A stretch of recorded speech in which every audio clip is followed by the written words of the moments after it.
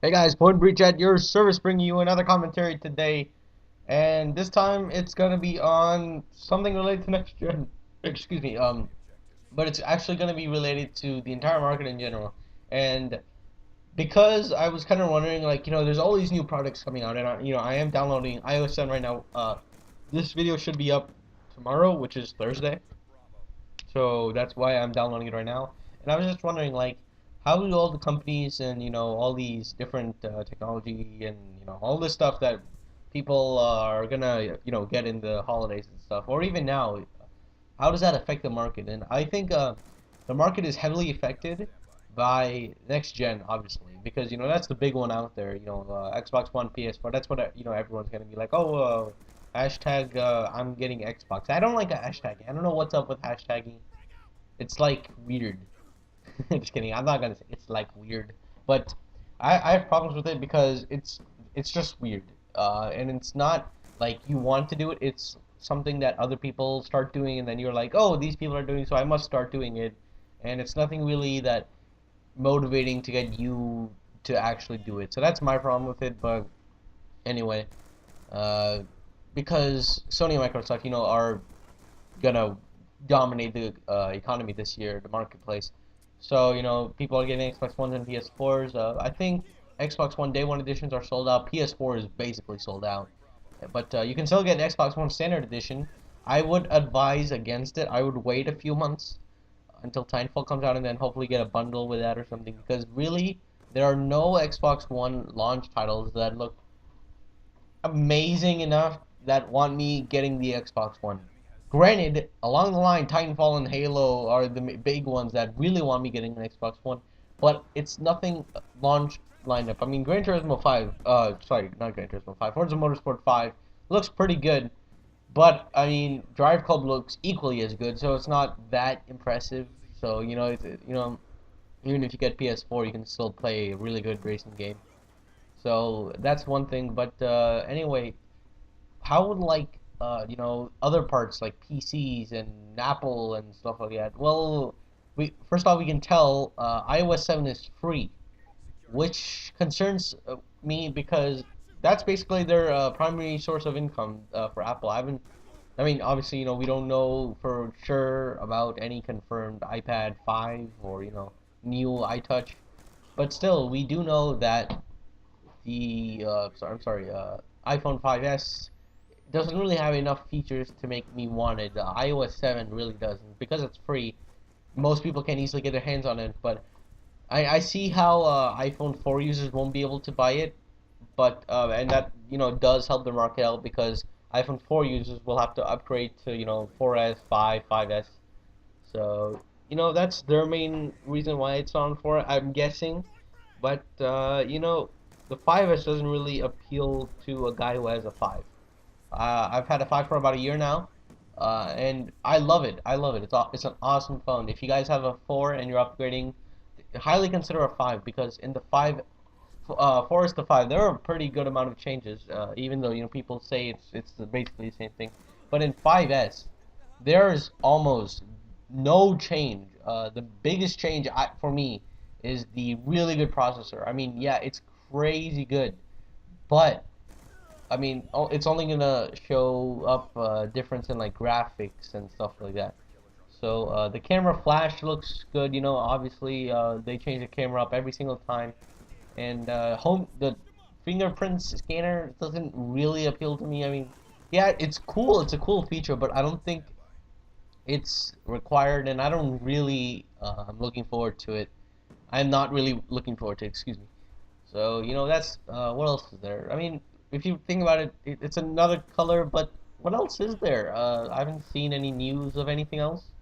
I haven't watched the press conference they had, but still, I don't see any new features. And the 5C looks pretty cool. I mean, granted it is made of plastic, but I think it's cool because iPhones now come in color, and that's something that I actually wanted. I always wanted a blue iPhone, so I thought it was really cool, and now we can't get one.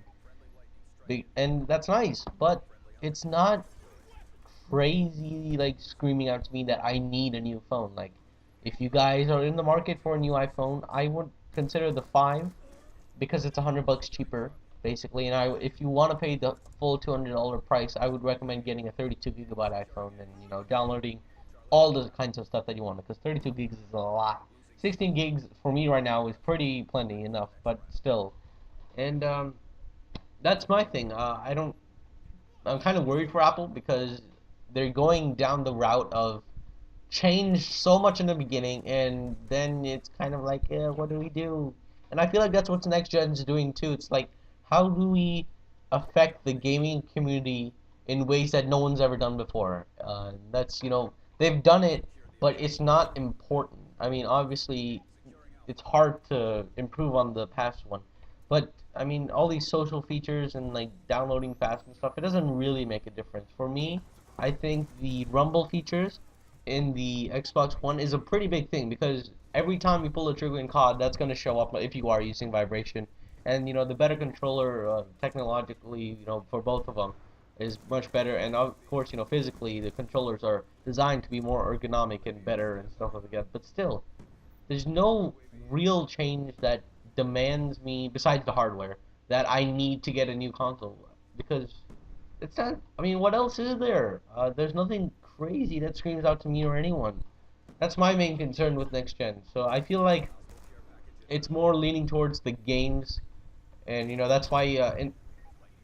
Okay, here's my opinion. I don't think the Xbox One is gonna sell that much this year. It's already proven not to. But I think when Halo and Titanfall come out, it's gonna blast like sales. Like Microsoft's gonna get a lot of money from these two games because they look so freaking good. I mean, Halo's a staple in the community. That's definitely gonna get some sales. But Titanfall, it's made by the same people who made Modern Warfare 2. So I mean, Modern Warfare 2 is my favorite shooter of all time, without a doubt. I mean, the problems with it are more so of the players than the game. Granted, it does allow for these kinds of things, but still, I like Modern Warfare 2 because true skill shines in this game. And in games like Black Ops 2 and oh, that was a pathetic death right there. And in games like Black Ops 2, Modern Warfare 3, Black Ops 1, true skill doesn't shine for some reason. I don't know why that's been there. Maybe it's the creators of Modern Warfare 2 who have a secret element or ingredient or something like that they put into their games so that they work so much better. And obviously Titanfall has shown to be one of those really good shooters, and it's gonna last a long time, and it's something brand new. But you can't say it's Call of Duty with mechs, because it really is not like that. It's much more innovative, much more new, and they have some key features in them, like obviously the mechs and new balancing features and stuff like that, that really separate it from the modern day shooter now and really cast it out into a special kind of shooter, which hopefully is going to be really good. I know it's going to be really good. Just look at the gameplay that you see online. So that's my 2 cents on it.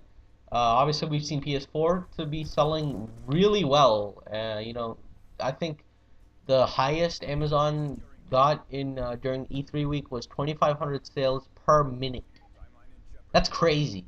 2,500 PS4s sold per minute. That's crazy. I mean, Amazon's probably the #1 site people get stuff from. I'm not gonna say GameStop because, I mean, I'm guessing either Amazon or Best Buy. I would say GameStop before, but granted, how much times GameStop screws you over and how bad of a company. I really hate GameStop because they're just bad.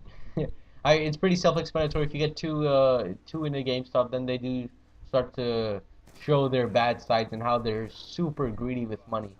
So, and speaking of that, that's another reason why I feel like the Xbox One is going to fail this year, because Microsoft has shown through every single conference that they are demanding your money. Just look at the way those guys who are presenting the actual Xbox One from Microsoft are walking around.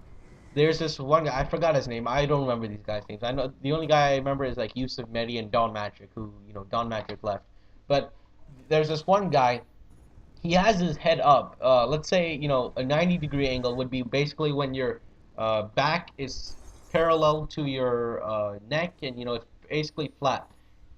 His head was basically 90 degrees on top of that. So basically, he's looking up, like let's say you're saying like, "What's up, man?" And then like you turn your head really high, and then that's basically what he's doing. He's raising his head up, being really confident. They're walking around like this. They're making big things, and they're saying that these kind of not that great games are really awesome. Obviously, they're gonna do that, but still, it all adds up.